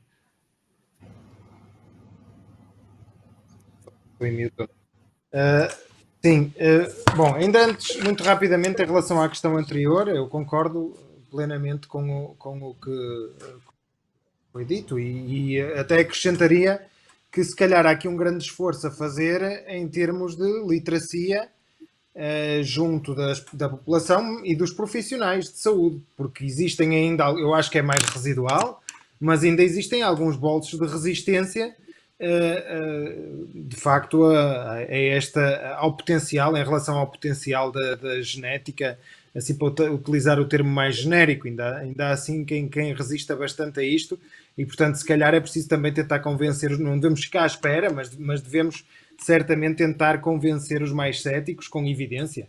Evidentemente não é evangelizar, é procurar a evidência científica que suporta essa opinião e integrar as plataformas de dados, não é? Porque as plataformas de dados também ainda não comunicam, há assim grandes limitações, se calhar de ordem mais operativa, que dificultam depois a integração da informação genética aos restantes dados de saúde. Há razões técnicas para isso e há razões jurídicas para isso também ser assim, mas de facto nós acho que temos aqui um grande caminho a fazer se queremos implementar esta informação de uma forma, na prestação de cuidados de uma forma mais sólida. Temos que olhar para as plataformas, temos que tomar decisões a nível político, se calhar dar maior destaque também nos planos nacionais de saúde a estas áreas, adaptar as guidelines, enfim, há várias coisas que podem fazer-se. Aliás, alguns destes resultados, destas opiniões, não são opiniões minhas, são opiniões que resultam de estudos feitos em várias partes do mundo, lá está, para responder à questão, e também em Portugal, há estudos passados, inclusive é com a colaboração ou promovidos, inclusive é pela APAC, do qual resultaram resultados como este. Em termos internacionais, nós temos bons exemplos no Reino Unido, onde claro que nós podemos também contra-argumentar, que é o que muita gente faz, dizer que os obstáculos aí são menores, porque a própria sociedade tem um entendimento diferente sobre os riscos de algumas destas coisas. Eu nem focaria tanto a discussão aí, se calhar essa é uma explicação, mas acho que devemos também tentar olhar aqui para o Reino Unido, por exemplo, em algumas áreas como uma hipótese de benchmarking de projetos que se podem implementar em Portugal. Portanto, eu diria que aquele 1000 Genomes Project e outros processos e projetos semelhantes, o caso do Biobanco inglês. Portanto, eu diria que o Reino Unido tem, e essa capacidade instalada depois veio-se a revelar agora, no âmbito da atual pandemia, como uma mais-valia para todo o mundo. Essa capacidade de sequenciação que resulta da projeção do impacto destas tecnologias há uns anos atrás. Mas também nos casos dos países nórdicos, na Europa, nós temos bons exemplos na Suécia, na Noruega, temos bons exemplos nos Estados Unidos, evidentemente, com aquela iniciativa de medicina precisão da administração, enfim, não a anterior, mas a anterior, a administração Obama, e até no Brasil temos alguns bons exemplos, em Singapura, enfim, há casos de sucesso um pouco por todo o mundo que acho que vale a pena visitar, analisar, mas também temos casos portugueses à nossa escala e, portanto, acho que nós temos boas razões para estarmos otimistas também em Portugal.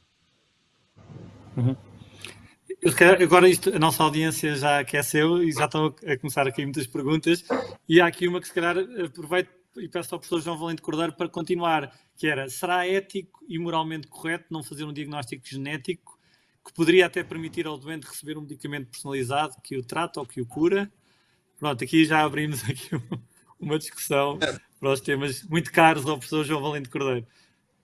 Certamente que a discussão dessa possibilidade com o paciente, evidentemente que é um dever que se pode inserir, se deve inserir no dever de cuidado.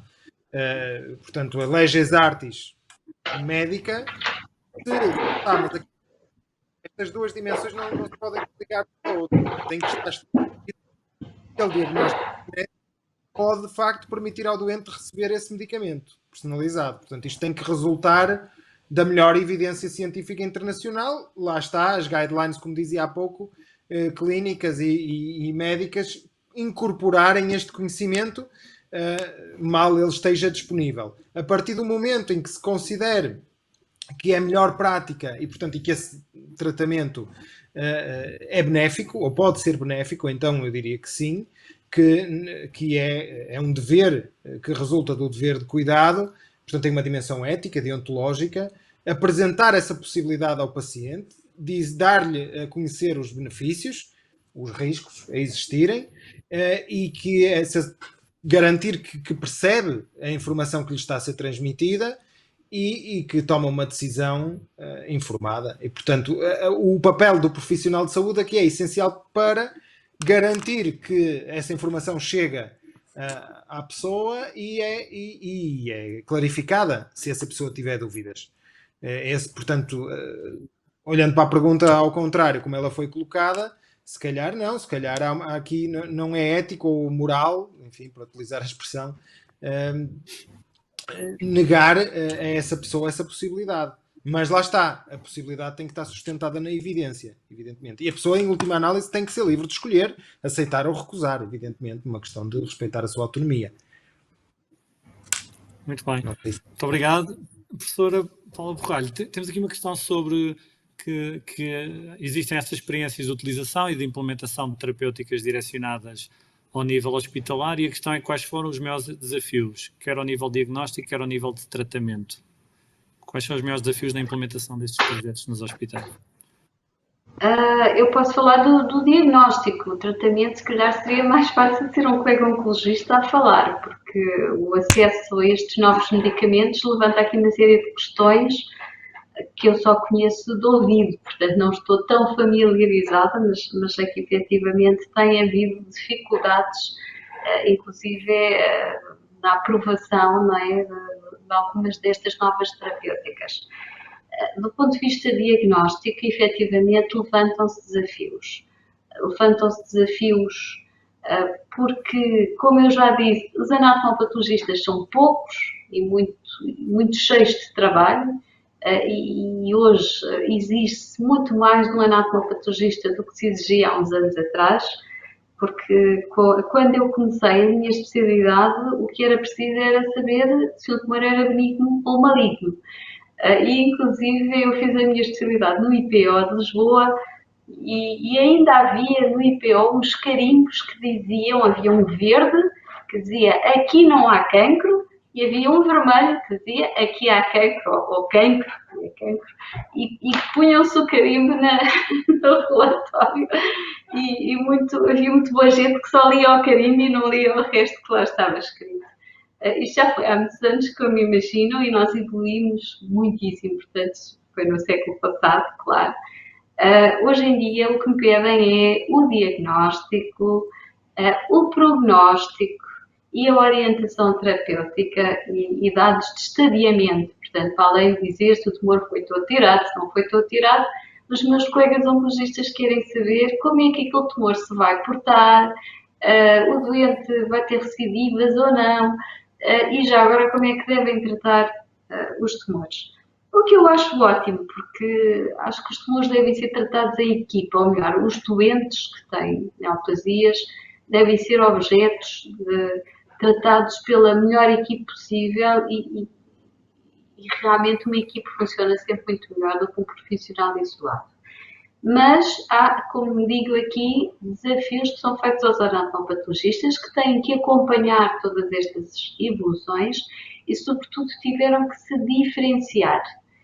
E hoje a nossa tarefa é tão vasta que cada um de nós tem que estar diferenciado em áreas específicas para poder abordar estes temas da melhor forma. Portanto, eu por exemplo, só trabalho algumas áreas, há muitas áreas de que eu não sei absolutamente nada e deixo aos meus colegas que sabem dessas áreas portanto, trabalharem, por exemplo, o sistema nervoso central eu não sei, patologia também não sei, portanto tenho áreas muito específicas e acho que cada um de nós deve ter as suas áreas de expertise de forma a poder saber o suficiente para alcançar todas estas vertentes. Portanto, este é um desafio é um desafio real. Por outro lado, o desafio tecnológico, apesar de que os nossos equipamentos em anatomia patológica nem sequer são os mais caros, portanto, os serviços devem estar equipados de forma a poder responder a tudo isto. E depois é o desafio de mentalidade, não é? Os anatomopatologistas, como todos os outros profissionais de saúde, devem ter mente aberta, estar permanentemente disponíveis a aprender, terem a humildade de perceberem quão pouco sabem de tudo isto, porque se nós não formos humildes, não é? E acharmos que sabemos tudo, na realidade não sabemos nada e não vamos crescer e não vamos conseguir dar resposta àquilo que nos pedem. Portanto, esse é também um desafio importante. E depois, obviamente, o desafio económico. Estas técnicas são, como já se disse aqui, técnicas caras, se bem que se estão a tornar cada vez mais acessíveis, mas são técnicas caras e, portanto, os serviços de saúde devem estar equipados, quer com tecnologia, portanto, com equipamentos, com know-how dos profissionais, de forma a darem realmente resposta. Portanto, há aqui uma série de desafios que temos que vencer, mas espero, mais uma vez, como eu disse, sou otimista, espero que em conjunto se consigam ultrapassar. Aqui, já agora aproveito, aqui mais uma pergunta muito específica, que é o professor João Cordeiro diz que isto é o presente e para onde caminhamos. Compreende-se não testar alvos que não têm solução, mas neste caso que a professora Paula referiu do NTRK, se não deveria ser sempre testado, visto que existe sempre tratamento, não é? Eu acho que deve ser testada em todos os casos em que haja possibilidade de haver uma positividade, não é? Como disse, em todos os tumores em que a probabilidade, portanto, todos aqueles tumores em que nós sabemos que a probabilidade do teste ser positivo, obviamente, devem ser testados. E os anatomopatologistas têm que estar informados e saber que quando aparece um tumor desses, a testagem é obrigatória. E depois, em todos os outros em que a probabilidade, sendo baixa, existe, nesse caso, deve ser o diálogo entre o oncologista e o patologista, deve ser daí que advém a necessidade do teste, porque, por exemplo, eu não vou testar todos os tumores da tiroide, são muitíssimo frequentes, a probabilidade do tumor ser positivo é muito baixa e, além disso, a grande maioria dos tumores da tiroide são tumores que se apanham em fases precoces, em estádios precoces e que se tratam muito facilmente só com uma cirurgia ou com uma cirurgia e iodo radioativo. Portanto, nesses casos, provavelmente não se justifica fazer o teste. Mas se me aparece um doente com tumor da tiroide que foi refratário à terapêutica convencional, não responde ao iodo radioativo, deixa de responder às terapêuticas convencionais, portanto, aí sim, o colega oncologista deve alertar o anatomopatologista e dizer, olha, faz-me o teste porque este doente não está a responder. Portanto, se for positivo, é um ótimo candidato a fazer esta terapêutica específica. Portanto, eu acho que cada vez mais os profissionais de saúde têm que falar uns com os outros, têm que dialogar e cada vez mais têm que ser promovidas as reuniões multidisciplinares de discussão terapêutica, que já existem, felizmente, em muitos hospitais, em que todos os profissionais se reúnem à volta do doente físico ou doente virtual. Em alguns casos podemos ter o doente para participar também na discussão, noutros em que se considera que a discussão é excessivamente técnica, o doente não está presente, mas estão presentes todos os profissionais que estão envolvidos no diagnóstico e terapêutica desse doente. E é dessas discussões que normalmente resulta a orientação, a melhor orientação possível para o doente. Portanto, acho que passa muito por aqui. Muito bem, muito obrigado. Temos aqui uma questão, não sei se eventualmente para o professor João Valente Cordeiro, mais sobre os modelos de financiamento que mais incentivam a adoção da medicina de precisão, mais baseada em resultados, mais partilha de riscos. Eu acho, não sei se isso já está estabilizado em diferentes países, mas...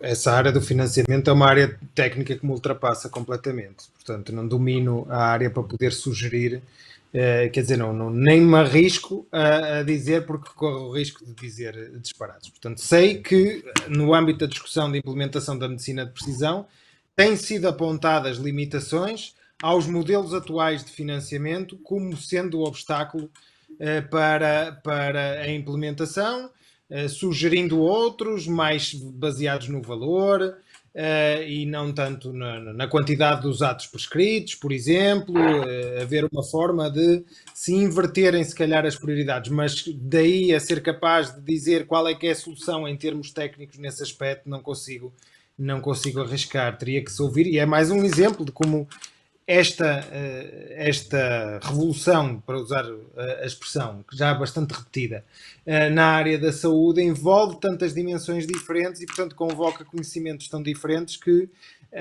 estudar e decidir como melhor implementar, enfim, implica um esforço grande, multidisciplinar, claramente. Portanto, mesmo dentro da medicina, tem que haver discussões multidisciplinares, como a doutora Paula Borralho estava a dizer, e muito bem, fora da medicina também, entre a medicina e as outras áreas todas. Temos todos que encontrar fóruns de comunicação maiores. O ecossistema é muito grande e as implicações são vastas. Portanto, essa área do financiamento é uma delas, certamente, mais política, económica, que eu não domino e, portanto, não quero arriscar o melhor modelo. Uma professora, quer dizer algum comentário ou também não arrisca? Financiamento de todo, é que se a professora João Cordeiro não domina, eu então ainda menos, sou uma perfeita nulidade nessa área, realmente, números para mim... A questão aqui é que eventualmente pode nem sequer caber em nenhuma daquelas caixinhas, que vai ter que ser um modelo novo que ainda vai ter que ser construído e que não estamos a ver no momento, não é? Acho que muito sim. bem. Acho que sim. Depois, há aqui uma nova, se calhar, então pego aqui numa outra questão, que penso que é a última que tenho aqui, que tem a ver como equilibrar então a oncologia, não deixando a descoberta outras áreas que também necessitam de investimento, não é? Portanto, há sempre aqui uma decisão, se vai haver custos adicionais para estas terapêuticas que são caras, como é que então equilibramos quando há esta decisão? Eu acho que nós já fomos respondendo a isso, não é? É escolhendo os doentes. Nós sabemos que as terapêuticas são muito caras e que não podem ser, se calhar, não podem nem devem ser todos os doentes tratados, porque alguns deles não vão beneficiar, só lhes vamos causar efeitos secundários indesejáveis. Portanto, o truque aqui seria mesmo nós termos marcadores preditivos de resposta terapêutica para todos estes medicamentos. Infelizmente não temos para todos, mas temos para bastantes. A maioria destes novos medicamentos que têm surgido, por exemplo, na área do cancro do pulmão ou da imunoterapia, têm marcadores preditivos de resposta terapêutica que passa pela identificação destas características nos tumores. Portanto, eu acho que todos nós podemos contribuir, quem faz o diagnóstico, quem tem que tratar, para tentar aplicar estes marcadores e perceber quais são os doentes que vão beneficiar. Porque realmente não é de todo desejável estar a tratar doentes que não ganham nada com isso e só sofrem as consequências. Acho que passa por aí. Muito bem. Professor João Valente Cordeiro, estes trade-offs entre... É uma questão clássica e difícil porque estamos a falar de direitos humanos em colisão, não é? Nós temos um direito humano à saúde e temos um direito humano a beneficiar do progresso científico e as suas manifestações. E, portanto, o mundo sendo também tão desigual, nós estamos neste permanente dilema de investir muito em inovação, que é caro e, portanto, exige muitos recursos que nós sabemos que não vão estar imediatamente disponíveis a toda a gente. Portanto, vamos ter que fazer um esforço depois para sequencialmente ir alargando o acesso e investir em garantir as condições básicas de vida a todas as pessoas, porque nós sabemos que em grande parte do mundo a situação urgente não é a terapia inovadora que vai responder melhor a um determinado património genético, é de facto aceder à água potável. Portanto, esta diferença é uma diferença essencial e temos que manter aqui alguma perspectiva, julgo eu. Agora, também se não investimos na inovação, depois não somos capazes de responder no futuro e até no médio prazo, e vemos cada vez mais no curto prazo, porque a concretização da inovação em soluções concretas é cada vez mais rápida, e portanto não progredimos. Este equilíbrio é difícil de fazer. Algumas pessoas posicionar-se-ão mais num extremo, outras no outro, mas de facto não há muita... Há tentativas. Por exemplo, nós sabemos que há tentativas na área dos medicamentos órfãos há muito tempo, de tentar garantir o máximo de equidade e aumentar o acesso o mais possível para condições que são raras. E, portanto, evidentemente, não deixar de apoiar as pessoas que sofrem dessas condições, como não podemos deixar de fazer. Mas também sabemos que na área da saúde, esta área da saúde é sempre uma área de equilibrar recursos que são escassos e que, portanto, que nunca vai estar disponível tudo para toda a gente. E há critérios económicos que podemos utilizar, há critérios éticos. Mesmo dentro da ética nós podemos ser mais utilitaristas ou menos utilitaristas e, portanto, as pessoas vão se dividir, e é deste desacordo e deste debate que às vezes é difícil de fazer a nível político, não é? Porque o incentivo político é mais curto, há ciclos eleitorais que são mais curtos e, portanto, há coisas que os académicos podem dizer que depois o discurso político já não pode incorporar por questões, de facto, dos constrangimentos naturais das atividades. E, portanto, nós vamos ter que ter esta discussão muito alargada, mas é um debate, quanto mais cedo o abrirmos e o aprofundarmos, melhor. Vamos andar aqui um bocado, às vezes, a bater com a cabeça uns nos outros, faz parte do processo, são dores de crescimento, diria, mas acho que devíamos ter esses fóruns. Este é um exemplo, mas devemos ter muitos mais fóruns deste género para poder aprofundar esse debate e extrair conclusões. Muito bem. Acho que temos aqui mais uma pergunta. No que toca à medicina de precisão, especialmente no diagnóstico, consideram que um doente tem acesso à mesma tecnologia, independentemente da região onde vive em Portugal? Se não, porquê? Estas assimetrias, que já foram afloradas, em termos regionais, professora? Pois, eu acho que não. Infelizmente, não é? Gostava de dizer que sim, mas acho que não, porque efetivamente nós sabemos que algumas zonas, se calhar mais no interior, se calhar em áreas socioeconómicas com menor nível socioeconómico, eventualmente as pessoas têm mais dificuldade, não é? Às vezes até dificuldade em ter médico de família, portanto é óbvio que há desigualdades. Já não, se uma pessoa tem dificuldade em ir ao médico de família, então é óbvio que terá dificuldade em ter acesso a estas novas terapêuticas, a estes diagnósticos de precisão. É óbvio que sim.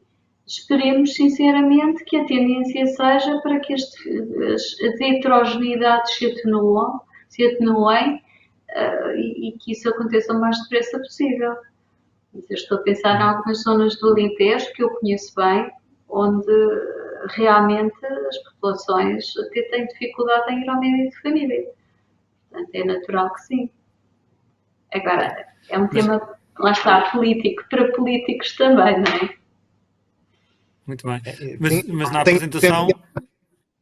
Desculpa. Não, ia só dizer que na apresentação vimos que também isto às vezes permite dar alguns saltos e também vimos os exemplos da telesaúde, vimos os exemplos de alguns mecanismos diagnósticos que chegaram aos telemóveis ou chegam à população em geral ao mesmo tempo que chegam aos hospitais.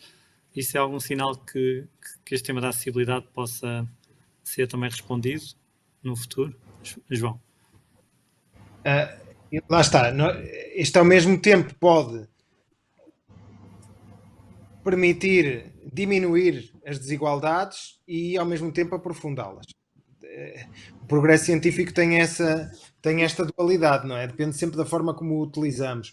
E, quer dizer, no caso molecular é mais difícil responder, porque é uma questão muito técnica e enfim, a doutora Paula Borralho estará muito mais capacitada para dizer isso do que eu. Mas a referenciação dos doentes já respondeu até. Agora, em termos de desigualdade de acesso, esta desigualdade de acesso pode se manifestar de muitas formas, não é? Nós tendemos a pensar, a pessoa não acede ao profissional de saúde, não acede ao cuidado de saúde, não acede ao medicamento, tudo isto são são manifestações de desigualdade, mas podemos falar, sei lá, de desigualdade de acesso à informação e da capacidade de a compreender e de a entender e de a incorporar. É outra forma de desigualdade e que pode ser aprofundada também por desconhecimento da parte dos próprios profissionais. Portanto, nós não estarmos a fazer um bom trabalho, todos a conseguir manter-nos atualizados, comunicar melhor uns com os outros e transmitir isto à sociedade em geral. Portanto, temos todos responsabilidade nisto. E claro que isto depois acaba por tornar mais visível, geograficamente também, é uma das dimensões, aqueles que já estão mais isolados ficarem também mais isolados. Claro que também há exemplos de tentativa de utilizar a tecnologia para aproximar aqueles que já estão mais isolados, e o caso da telesaúde, telemedicina em particular é um bom exemplo. Também há exemplos, sei lá, que há quem argumenta ao contrário, dizendo sim, mas nós não podemos automaticamente concluir que isso vai aproximar as pessoas. Permitiu, por exemplo, com esta incorporação durante a pandemia, aproximar muitas pessoas e que pessoas acedam a cuidados de saúde que de outra forma não acederiam remotamente. Mas, por exemplo, também há exemplos, por exemplo, em países nórdicos, onde se nota que até o isolamento, as pessoas começam a associar a prestação de cuidados de saúde a este meio virtual e já não se deslocam. E há coisas que os meios virtuais não substituem, não é? A proximidade é sempre essencial, é complementar. Portanto, não podemos também esquecer essa vertente da prestação de cuidados de saúde mais próxima e fisicamente próxima. Portanto, a desigualdade pode ser regional, pode ser geográfica, pode ser informação. Pode-se manifestar de várias formas e, claro, quando estamos a falar de terapias muito inovadoras, leading edge mesmo, quem já está um pouco mais longe corre o risco de ficar ainda mais longe. Temos que fazer um esforço de aproximação maior. Claro, nos grandes centros urbanos, se calhar será mais fácil aceder a estas. Em teoria, pois às vezes na prática há exemplos também contrários, mas em teoria sim, eu diria que sim. É um risco. É um risco. Muito bem, então queria agradecer a todos os comentários dos participantes. Se calhar vou sintetizar aqui a viagem e mostrar do tal artigo que vos falei sobre estratégias de como integrar a medicina personalizada nos cuidados de saúde. Se calhar vou apresentar aqui o resumo dos 5 desafios que o artigo lista e depois vou pedir um comentário final a este painel. E, portanto, vou aqui partilhar o meu ecrã, só dizer que fizemos esta viagem, começámos com os desafios do sistema. Eu falei um bocadinho sobre a complexidade de transformar sistemas, que era o desafio da atitude, se é mais proativa face a um desafio que não compreendemos bem, ou se é mais reativa.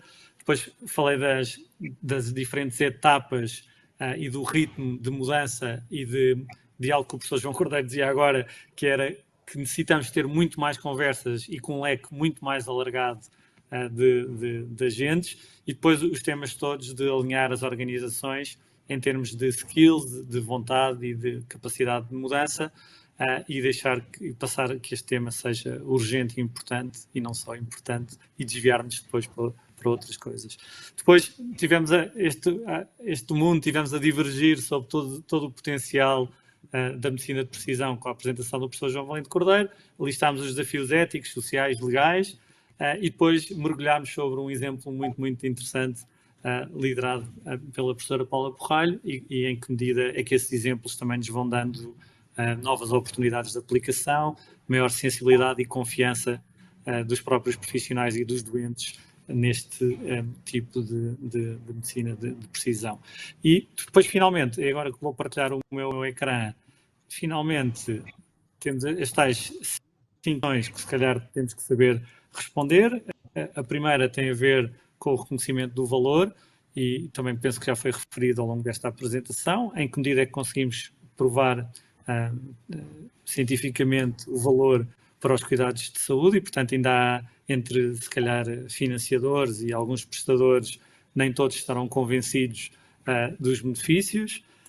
Depois, o empoderamento do doente, portanto, em que medida é que nós temos as ferramentas certas para proativamente envolver os doentes na tomada de decisão e no próprio desenvolvimento de políticas, e muitas vezes isto implica também os tais temas da privacidade, da proteção de dados e questões éticas, legais e sociais, em que medida que as pessoas estão preparadas para participar nessa discussão.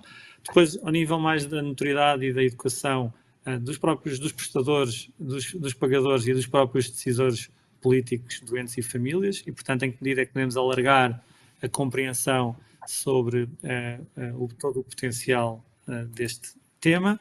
Depois, os temas da acessibilidade. É engraçado que a nossa discussão foi fluindo, mas tocámos precisamente em todos estes desafios de forma espontânea. Portanto, os processos e os procedimentos dos sistemas de saúde muitas vezes estão otimizados para práticas tradicionais e até para o pagamento por produção, e essas práticas e esse modelo de financiamento podem resultar em desincentivos à aplicação deste tipo de produtos e serviços ao nível da medicina personalizada.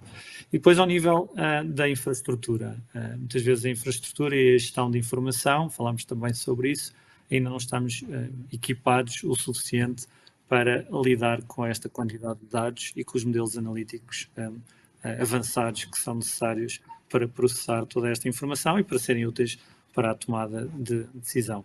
E, portanto, dentro de todos estes desafios, agora vou aqui parar de partilhar o meu slide para, se calhar, pedir ao painel um último comentário sobre os desafios e sobre como é que vem o futuro. Professora Paula Borralho, começamos por si. Muito obrigado mais uma vez. Faça todos estes desafios que está ao nosso alcance, darmos o próximo passo. Está ao nosso alcance, mas temos que fazer um esforço, temos que estar motivados, temos que estar empenhados, temos que ser proativos, como aliás já se disse aqui hoje. E temos que ter capacidade de adaptação, porque realmente havia quem dissesse que a inteligência é a capacidade de nos adaptarmos a situações novas e diferentes, e eu acho que precisamos de ter isso tudo. E esse esforço tem que ser um esforço conjunto, tem que ser quer dos profissionais de saúde, quer dos decisores, dos políticos, de quem tem a responsabilidade de tomar decisões, assumi-las e fazer com que elas avancem. Porque eu trabalhei muitos anos em instituições onde as pessoas realmente às vezes têm dificuldade em olhar para o futuro e em abrir os olhos a novas realidades, em que estão muito formatadas àquilo que é tradicional, como disse aliás. Portanto, eu acho que estamos aqui com a audiência certa para que haja uma maior capacidade de aceitar o que é novo, o que é diferente, claro, sempre de uma forma racional e inteligente, mas não só porque é novo e porque é diferente, não rejeitar à partida. Muito bem, muito obrigado. Professor João Valente Cordeiro, nós parece que juntámos aqui 3 otimistas nesta sessão e deve ser algo irritante para outras pessoas, mas nós somos genuinamente entusiásticos. Qual é que é o próximo passo, então, para esta discussão se perpetuar e se alargar a outros e tornar outros mais otimistas, se calhar? Sim, é que, curiosamente, este fenómeno é ao mesmo tempo novo e já não tão novo assim. E isso é que o torna desafiante. É que eu acho que já é possível, não é? Quer dizer, já é relativamente fácil demonstrar o valor de algumas destas abordagens, mas em alguns casos ainda é demasiado recente para convencer os mais resistentes. E, portanto, estamos aqui numa fase de alguma transição. E, portanto, em termos do que é que pode ser feito, e isto é algo que tem sido muito discutido e muito dito, e muita coisa escrita sobre isto, portanto, não é uma opinião estritamente pessoal. Acho que devemos investir. E isto aqui, se calhar, é um desafio que vai ser particularmente agudo em Portugal, por alguns bloqueios, se calhar, culturais e institucionais que temos, é que é mesmo uma área que força a colaboração. Nós vamos ter que encontrar uma forma de colaborar, e colaborar a nível nacional, a nível institucional, a nível internacional também, se bem que aqui, se calhar, temos muito mais facilidade em fazer isso, mas, portanto, nós vamos ter que encontrar uma forma de ficar confortáveis nesta colaboração, que no início vai ser, em alguns casos, difícil, porque é uma colaboração entre diferentes disciplinas, entre diferentes culturas institucionais, e diferentes áreas de atividade também que têm incentivos diferentes. Portanto, acho que nós vamos ter que colaborar mais, melhor e promover o envolvimento do público. Aprovando, se calhar, projetos de escala, se calhar, menor, que visem aproximar a genómica da clínica, estar atento a essa possibilidade e apoiá-la, para que esta aproximação da genómica da clínica seja cada vez maior. Já é grande, mas que seja cada vez maior.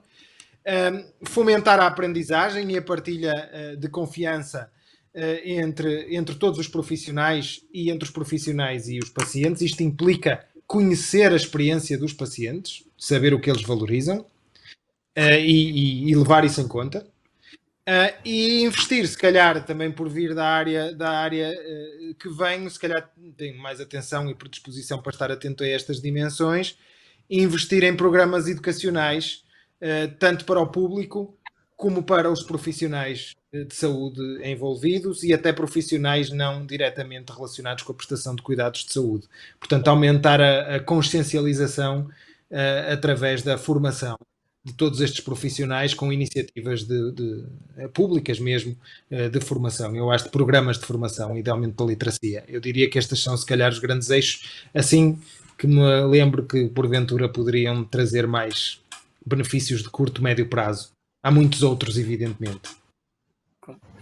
Muito bem, muito obrigado. São 12h59, nós tornámos-nos todos britânicos, portanto, começámos a hora e vamos acabar ao minuto. Queria agradecer à APA e à Bayer. Eu não concebia um fórum sobre construir o futuro da saúde sem discutirmos, se calhar, este tema e, portanto, estamos muito contentes de termos tido o palco para falar sobre os desafios, mas também o que se está a fazer. Queria agradecer, obviamente, à professora Paula Borralho. Foi muito bom partilhar este painel. Muito obrigado pelo exemplo. Muito obrigada. E ao professor João Valente Cordeiro, porque temos tido estas discussões e vamos certamente continuar a ter e a ajudar a contribuir para que esse entendimento e essa discussão também seja feita não só nestas ocasiões, mas também no dia-a-dia. Muito bem, muito obrigado a todos. Terminamos aqui e até sempre. Obrigado.